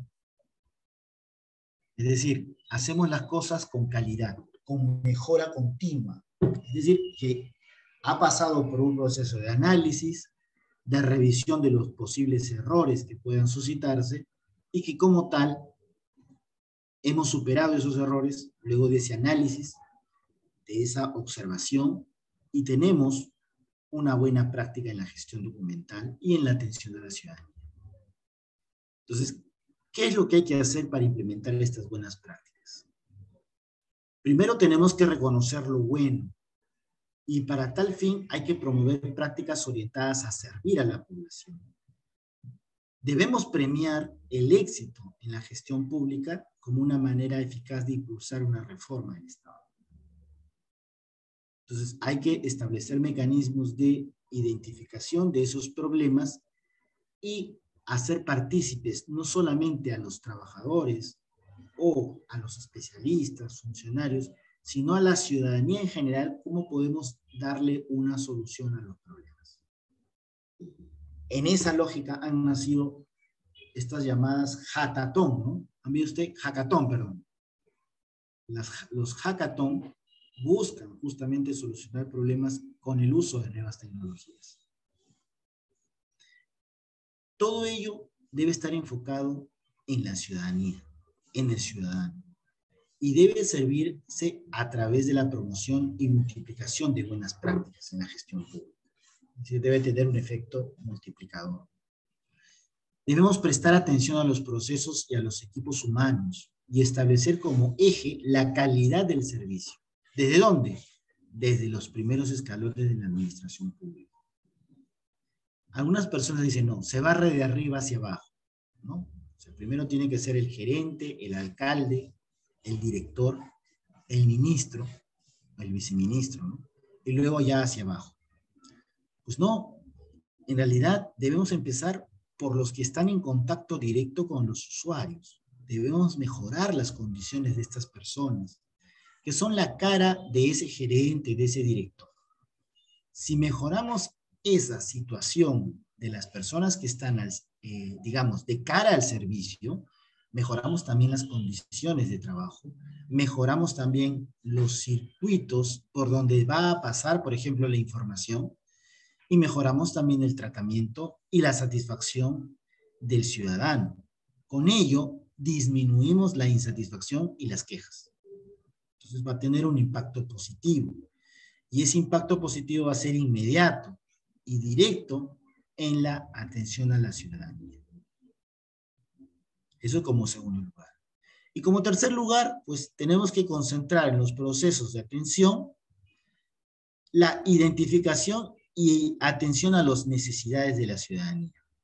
Y debe haber una estrategia para el logro de objetivos de la institución en relación a los servicios de calidad. Entonces, incluso la presidencia del Consejo de Ministros, a través de la Secretaría de Gestión Pública, ha creado un manual de atención al ciudadano, ¿no? ¿Cuáles son los esquemas de atención al ciudadano y cómo existen distintos tipos o niveles de atención al ciudadano? Desde un nivel básico hasta un nivel avanzado, pasando por un nivel intermedio. En ese sentido hay que cambiar de paradigma, pues, ¿no? Tenemos que cambiar la visión paradigmática. Tenemos que ver, por ejemplo, una visión de interculturalidad. ¿Qué significa interculturalidad? Que reconocemos la diversidad cultural y el diálogo de acción entre culturas. Es un proceso que le permite al Estado y a los ciudadanos relacionarse desde el reconocimiento de la diferencia pero esa diferencia se respeta y se incluye con las mismas posibilidades de desarrollo. Es decir, si tú, por ejemplo, hablas otro idioma, ¿no es cierto?, debes tener adjunto a ti personas que manejen ese otro idioma, ¿no? No decirle a la persona, oye, habla en el idioma oficial porque ese es el idioma amparado en la Constitución. No. Esa no es la manera. Lo que tiene que hacerse específicamente es tener traductores de idiomas que puedan estar hablando personas naturales oriundos de ese lugar, ¿no? De ese lugar donde se habla ese idioma diferente. Eso debe estar establecido en general. En este caso, la interculturalidad incentiva, ¿no?, la participación de la sociedad de los pueblos y los distintos grupos humanos, garantizando el ejercicio de sus derechos y acceso a oportunidades en todo nivel. De esta manera, los servicios públicos culturalmente deben ser pertinentes y libres de discriminación, que es lo principal, ¿no? Eso es muy importante. La discriminación debe erradicarse no solamente de nuestras prácticas de atención al ciudadano, sino también de nuestra forma de cultura, ¿no? Por ejemplo, decimos, no, pero ese señor no entiende, no me entiende, y nos molestamos, ¿no? Cuando la persona, pues, de repente entiende, sí, pero entiende en otro idioma, y no entiende, pues, en el idioma castellano.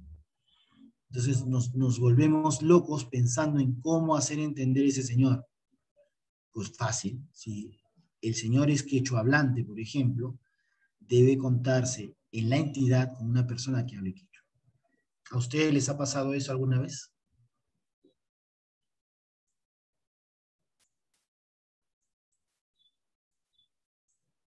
Bien. Otro caso del paradigma considera la atención al ciudadano es el género. Entonces, mujeres y hombres tienen diferentes necesidades. Sí, desempeñan diferentes roles en la sociedad y viven de manera diferente los mismos problemas. También es cierto. Pero nosotros debemos fomentar la igualdad de actividades y oportunidades, sin distinción. No es que tiene que haber más mujeres en la administración pública para que funcione mejor. No. Tampoco es los hombres se la han ganado. No. La cuestión es muy sencilla. En igualdad de oportunidades, las personas acceden a las oportunidades y a los recursos que da el Estado para su satisfacción. No es el género un impedimento para tal fin, pero sí debe enfocarse la gestión en general hacia el respeto de género. Y el respeto de género no solamente es respetar a las personas del sexo femenino, sino también el respeto a las personas del sexo masculino, sin distinción de sexo, digámoslo así. Es decir, porque eres hombre te respeto más, porque eres mujer te respeto más, no. Simplemente somos seres humanos y como tal merecemos el respeto correspondiente. Y eso implica también la redacción de documentos, ¿no? Muchas veces no sabemos cómo redactar un informe, ¿no? ¿Qué ponemos? Señor, señora, señorita. ¿Qué se coloca? A ver, ¿alguno de ustedes tiene alguna pauta? Señora alcaldesa, señor alcalde, señorita alcaldesa, señorito alcalde. Entonces, esos formalismos también se consideran como un enfoque distintivo del género presente en la administración y gestión pública.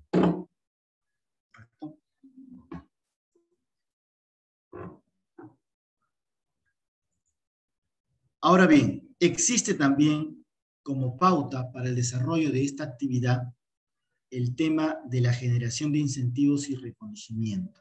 ¿En qué sentido? En que, pues, para poder generar información adecuada dentro de un paradigma en la atención al ciudadano, tenemos que reconocer el trabajo hecho por los servidores públicos. Entonces, al personal de las entidades públicas se le debe dar la posibilidad de ser agentes de cambio, es decir, participar en ese cambio. y debemos ser escuchados y viabilizar su opinión a canales superiores, es decir, a los gerentes, a los jefes, se les tiene que escuchar.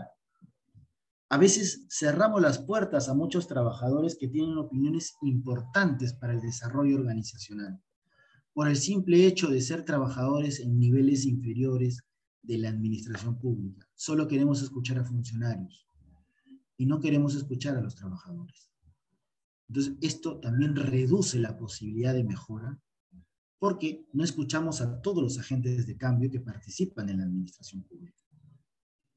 Entonces, este proceso de implementación de mejoras que incluya dentro de esa participación de mejoras una etapa de reconocimiento al personal, se constituye en gestor de la implementación de esas mejoras. Ustedes han visto, por ejemplo, por qué en el Día del Empleado Público se premia al mejor empleado del año.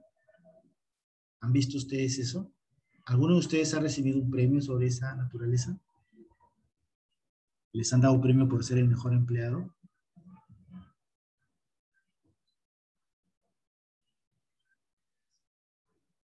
Ninguno.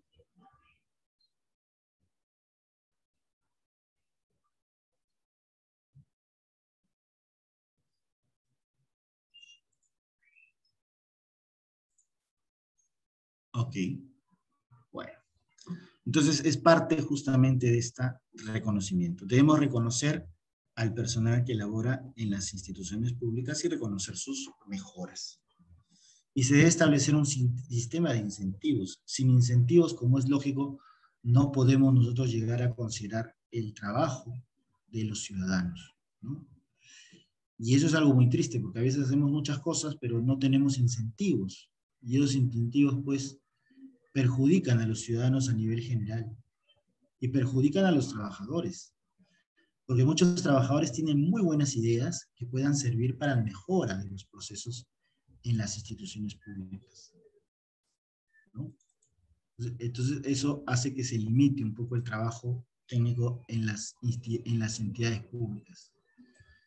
Y esa limitación nos reduce la posibilidad de mejorar, ¿no?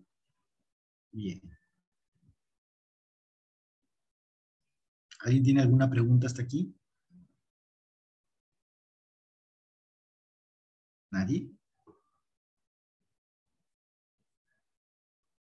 Bien, entonces, en el paradigma de atención al ciudadano también tenemos que reconocer que las instituciones públicas deben ser inclusivas también. La atención al ciudadano debe ser inclusiva y debe estar orientada básicamente para que todos los ciudadanos y ciudadanas, ¿no?, cuenten con igualdad de oportunidades, buscando cerrar brechas. Ejemplo, la pobreza. Personas que no tienen, por ejemplo, los recursos para presentarse al Estado y trabajar en el Estado, o de repente postular a un determinado cargo público, o de repente obtener un beneficio del Estado por pago de tasas, por falta de oportunidades económicas, por distanciamiento geográfico, ¿no?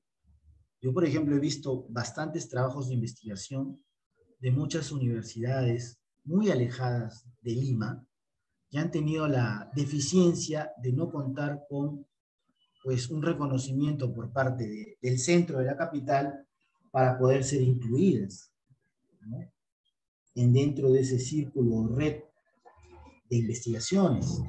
Entonces, eso limita mucho el trabajo en general. Esta inclusión también implica, pues, el uso y el reconocimiento de las personas de la tercera edad. Hay muchas personas de la tercera edad que puedan seguir aportando o quieran seguir aportando al desarrollo del país. Y se le tiene que dar todas las oportunidades del caso para que puedan ir generando, de acuerdo a su condición, pues, esa necesidad de ser reconocidos sus derechos. Entonces, nosotros debemos brindar ese servicio sin distinción. Y los servicios que vamos a brindar tienen que ser con calidad y en la cantidad necesaria para satisfacer sus necesidades, ¿no? Entonces, el rol participativo de la ciudadanía también es importante. Si vas a generar, por ejemplo, un sistema una norma, tienes que tomar en cuenta la palabra de las personas. En el caso del tema de, por ejemplo, explotaciones mineras, está el recurso de la ley de participación ciudadana, ¿no? Entonces, las entidades públicas tienen que garantizar que las comunidades y los ciudadanos tengan voz y voto en el desarrollo de las oportunidades económicas laborales que existan. Por eso que todavía no se han ejecutado varios proyectos mineros por el rechazo de muchas de las comunidades que habitan en los lugares cercanos a esos proyectos, ¿no? Porque justamente se toma en cuenta este lenguaje inclusivo que implica también el manejo de nuevas formas de comunicación. Está bien, estamos haciendo gestión de documentos electrónicos, está bien, pero también no dejamos de lado la mesa de partes física para recibir documentos de repente de personas que no tengan acceso al Internet. Entonces, es una manera inclusiva de trabajar con estas personas. En tu caso, ¿qué otro paradigma podrías incluir?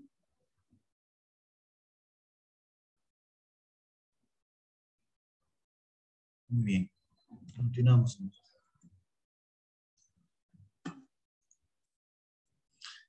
Esta suerte de gestión de documentos e información en la administración pública también nos da un paradigma que es muy importante, que es que toda información generada en el Estado es de uso de los ciudadanos de ese Estado. Entonces, la información brindada tiene que orientarse a hacer información, salvo restricciones por datos, digamos, personales o la protección del derecho a la intimidad. Salvo ello, toda la información o el de defensa nacional o de seguridad nacional, salvo esa información, el resto debe estar orientada a hacer información abierta, ¿no? Es decir, de datos que puedan compartirse. Entonces, las acciones para que todos los ciudadanos y ciudadanas tengan igualdad de oportunidades buscando cerrar brechas existentes, implica promover la transparencia y acceso a la información pública a los ciudadanos, a fomentar la participación ciudadana y a poseer capacidad de respuesta a las demandas y necesidades ciudadanas, que sirva también para la rendición de cuentas. Entonces, la información debe ser accesible, abierta, para que las personas puedan emplear esa información, ¿no? Incluso desde el punto de vista económico, esos datos abiertos sirvan para que las personas puedan generar ingresos o recursos económicos producto de esa información. Eso también es parte del paradigma que se debe considerar en la mejor atención al ciudadano, ¿no?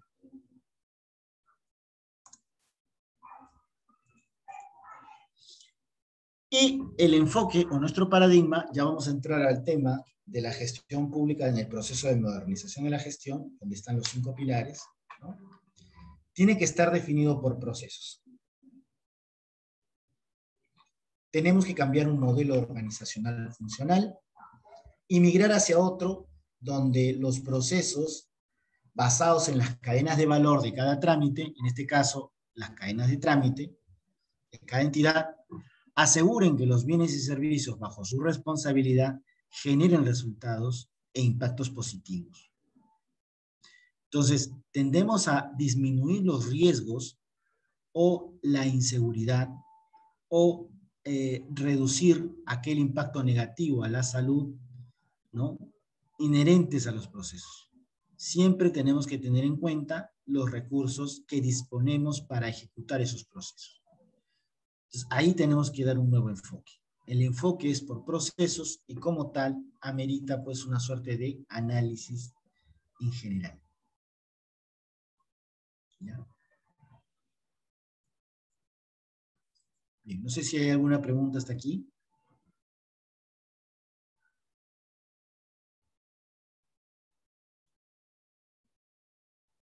No, parece que no hay ninguna pregunta.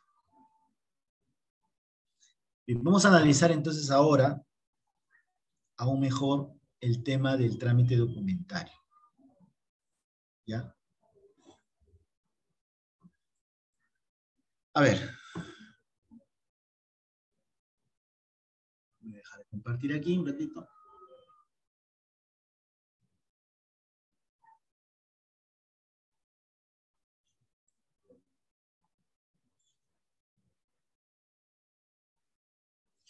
Cuando hablamos de trámite documentario, tenemos que tomar en cuenta distintas normas que funcionan con el trámite. Estas normas nos dan idea de cómo debemos funcionar y cómo estamos pisando tierra en el ámbito de cumplimiento de la función pública. Entonces, a lo largo del trámite documentario, la gestión documental, existen normas jurídicas de gestión documental. Vamos a citar algunas normas jurídicas. Espero que ustedes me den sus comentarios que están más vinculados con el trabajo que están realizando. ¿Correcto? ¿Sí? Empezamos entonces. Como ya sabemos, en la gestión documental, la norma que de repente tiene un impacto más directo, ¿no? A pesar de que hay normas que también están saliendo, que están siendo muy específicas sobre el trámite documentario, pero la norma del año 2000, porque nació esta ley el año 2000, es la Ley del Procedimiento Administrativo General. Esta norma del Procedimiento Administrativo General nació para el tema de la implementación del Tratado de Libre Comercio. Un texto único ordenado es un texto que actualiza la norma con las distintas modificatorias a varios artículos que se han ido presentando durante todos estos años. O sea, del 2000 al 2019 ha habido muchas modificaciones de la ley 27444. Cuando una ley ha sido modificada varias veces, es necesario aprobar un texto único ordenado, llamado TUO. Entonces, el último texto único ordenado, es decir, la última modificatoria, donde se contemplan todas las modificatorias de las normas, ¿ya?, es el texto único ordenado aprobado con el Decreto Supremo número 004/2019. En la Ley del Procedimiento Administrativo General, como ya lo dije, de acuerdo a la estructura de la ley, podemos encontrar principios, podemos encontrar definiciones, podemos encontrar plazos o prescripción de los procesos administrativos, encontramos recursos de los procesos administrativos, ¿no? Ejemplo, ¿qué recursos ustedes conocen del procedimiento administrativo?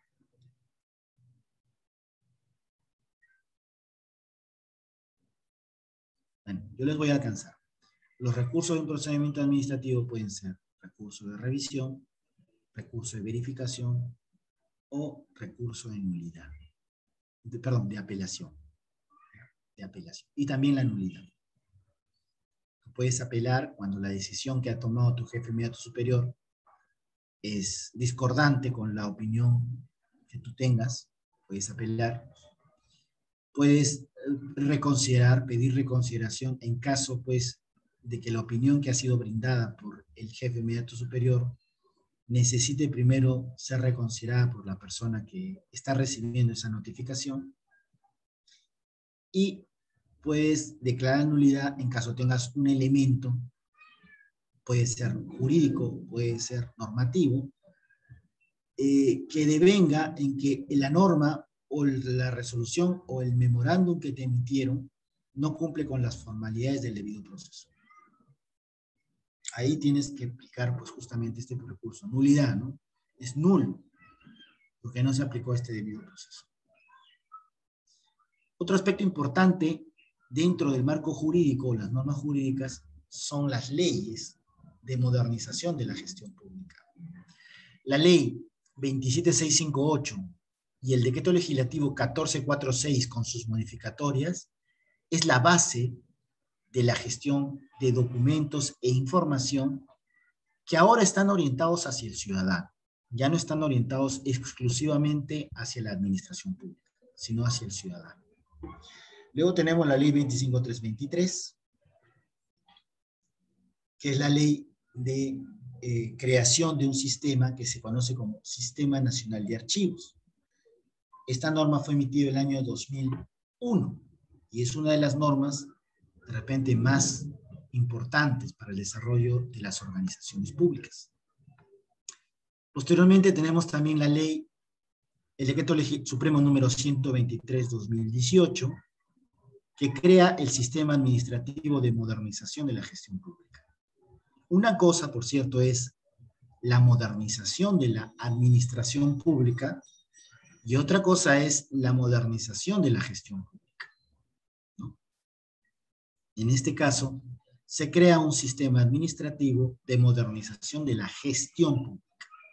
Es decir, tanto de las normas, procedimientos, entidades, administración y componentes que permite el funcionamiento del Estado, enfocado en el ciudadano.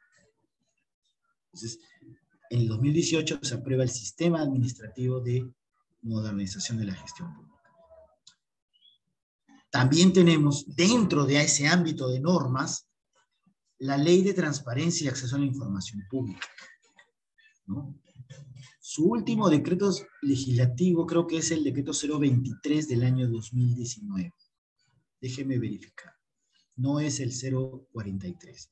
Esta norma, la Ley de Transparencia, ha sido modificada varias veces, aunque las 3 veces han sido modificadas erróneamente en muchos términos, por cierto. Pero en la administración pública, el principio de transparencia se encuentra vigente en esta ley. En esta ley también se encuentra vigente el término de colocarle a la información si es secreta, si es confidencial o si es reservada. Otra norma es que recientemente se ha aprobado y que tiene que ver con la gestión pública y con la información que vamos a establecer también dentro de los archivos, es el Decreto Supremo número 054/2019, que son los lineamientos de organización del Estado peruano y sus modificatorias. Aquí podemos ver, por ejemplo, qué cosa es un órgano desconcentrado, qué cosa es un órgano de línea, qué cosa es un comité, qué cosa es una comisión, qué es un grupo de trabajo. O sea, hay varias definiciones para los distintos elementos que conforman justamente el aparato público. Y en realidad aquí se habla de órganos de administración, por ejemplo, ¿no? Y deviene pues una suerte de estructura orgánica que debe tener toda la entidad pública en general. ¿Cuándo debes crear, por ejemplo, un órgano desconcentrado o una unidad desconcentrada? ¿Qué cosa es un área? ¿Qué cosa es una unidad funcional? ¿Qué es una unidad orgánica? ¿Qué es una unidad de organización? Todo ello se encuentra refrendado y explicado en los lineamientos de organización del Estado peruano y sus modificatorias, aprobado mediante Decreto Supremo número 054/2019. Otra norma importante es, de repente, la que nos permite controlar mejor la gestión en las instituciones. Y estamos hablando de la Ley 28716, que es la Ley de Control Interno en las entidades públicas. Una norma que define adecuadamente cómo las entidades públicas se van a ir construyendo en una suerte de sucesión de verificación de procesos, tanto como control previo como control posterior. Y las entidades públicas deben garantizar el control interno para tal fin. Y uno de estos controles es, por ejemplo, la gestión de información y documentos que se producen en ellas. Es decir, aquí nace, con esta norma, un término que hoy en día lo aplicamos en todo el tiempo, en todo momento. Yo diría que mal, pero forma parte también de nuestro vocabulario de gestión pública, que es la evidencia de los hechos. Es decir, para poder hacer un control interno, todo lo que tú generes en el ejercicio de tu función debe tener evidencia. Y la evidencia no es otra cosa que el registro o el documento. Entonces debemos garantizar ese registro o documento en la administración pública. Porque si no garantizamos eso, realmente vamos a tener muchos problemas al momento de gestionar información. Bien, señores. A ver, la hora parece que nos ha ganado. Son las 8:59. Nos vemos la siguiente sesión para tratar los temas consecuentes a esta explicación sobre el tema de la mesa de partes, del trámite documentario, las normas jurídicas relacionadas con la política de atención al ciudadano, trámite documentario, gestión documental, previo al proceso de implementación de mejoras, modernización de la gestión, digitalización de documentos. ¿Correcto? ¿Alguna pregunta hasta aquí?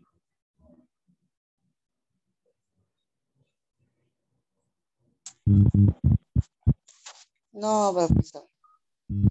Ok. Bueno, entonces nos estamos viendo el día miércoles, ¿ya? Y vamos a continuar con esta exposición. Bien. Perfecto, doctor. Muchas gracias. Muy buena la ponencia. Hasta luego. Ok. Muy buenas noches entonces. Nos estamos viendo el día... Buenas noches. Hasta luego, profesor. Gracias. Ok, perfecto. Entonces nos estamos viendo la próxima sesión. Buenas noches y muy buena suerte. A cuidarse todos, ¿sí?